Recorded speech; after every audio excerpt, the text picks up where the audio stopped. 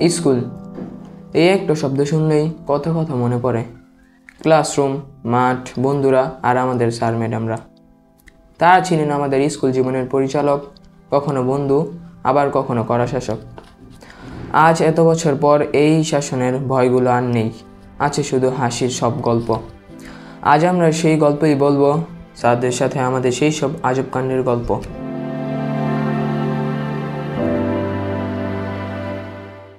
স্কুলের নিয়মকানুনগুলো ছিল আমাদের জন্য এক একটা চ্যালেঞ্জ। কখনো সেই নিয়ম ভাঙাটা ছিল ইচ্ছাকৃত, আবার কখনো ছিল একদম অনিচ্ছাকৃত। কিন্তু নিয়ম ভাঙার পরিণাম সেটা প্রায় সবসময় সোজা হেড স্যার পর্যন্ত করাতো। স্কুলে নতুন রং করছিল, আমি জানতাম না যে স্কুলে রং করছে আর পোস্টার লাগানো নিষেধ।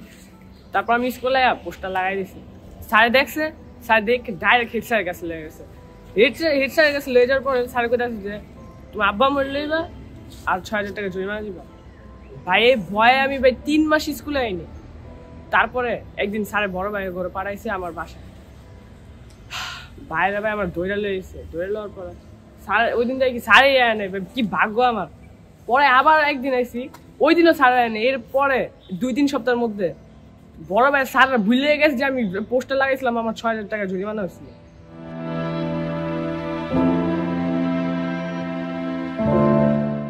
হেড স্যারের রুম, এই জায়গাটা ছিল আমাদের কাছে বারমুদা ট্রায়াঙ্গেল। একবার ঢুকলে কি হবে কেউ জানতো না। আর স্যারের পরামর্শ ছিল একটাই, কালকে বাবা মাকে নিয়ে আসবি। সেই রাতটা যে কি ভয় ভয় কাটতো।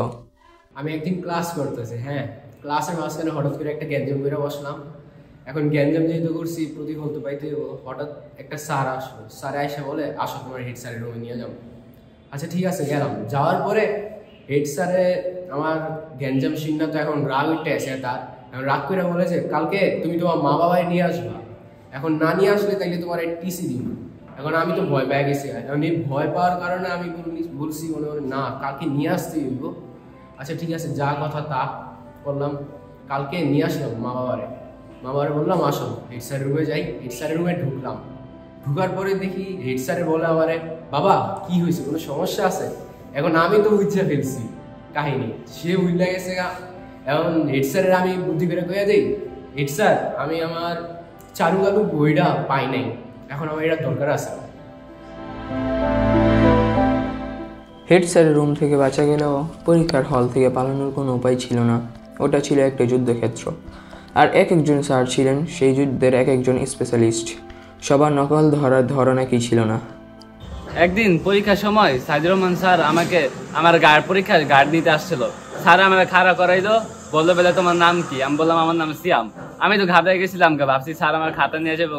আমি কই স্যার আমার খাতা নিয়ে না। পরে স্যারে বললো বেলা তোমার বাবা মার নাম কি? এগুলো বললাম। এগুলো করতে করতে স্যারে বললো আরো কিছু প্রশ্ন জিজ্ঞেস করলো, ওগুলো উত্তর দিলাম। লাস্টে বললো তুমি কোথায় থাকো? আমি আমার ঠিকানারও বললাম। পরে স্যারে বললো বসতে। আমি তো কই আল্লাহ আল্লাহ বাঁচাইলো, আমার স্যারে আমার খাতাটা নিল না। পরে বসার পরে আমি যখন খাতা মিলে লিখতে লেছি, লেখার সময় দেখি হ্যাঁ আমার তো আধা ঘন্টা টাইম নষ্ট হয়ে গেছে। বড় বড় ঘটনা তো ছিলই, কিন্তু মজাটা ছিল প্রতিদিনের ক্লাসে ছোটোখাটো ভুল, অদ্ভুত সব মুহূর্ত, যা কখনো ভুলার নয়। আমি ক্লাস 9-এ বিএম স্কুলে নতুন আইসি। যাওয়ার পর আমাকে একজন রসায়ন ম্যাডাম আছে, মনির Akter madam.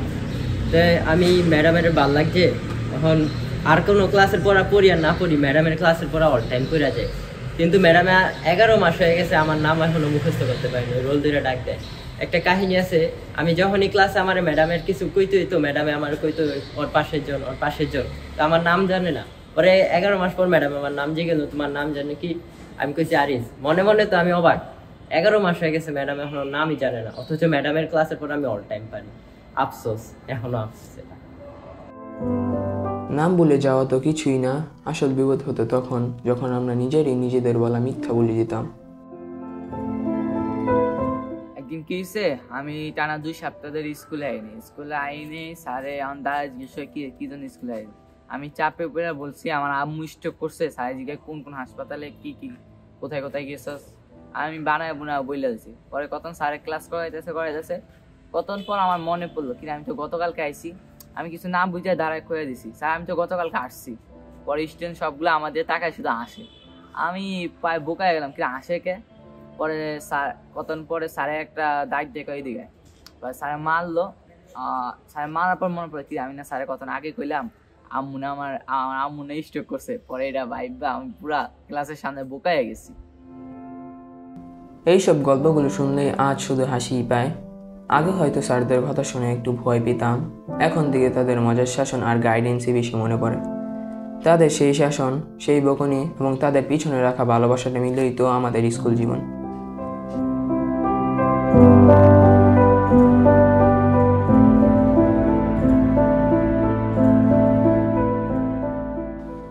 BM union school and college আমাদের শুধু বইয়ের বিদ্যাই দেয়নি, সে আমাদের শিখিয়েছে জীবনে সবচেয়ে মজার এবং মূল্যবান কিছু পাঠ, আর দিয়ে গেছে এক ব্যক্তি স্মৃতি যা সারা জীবনের সঙ্গী।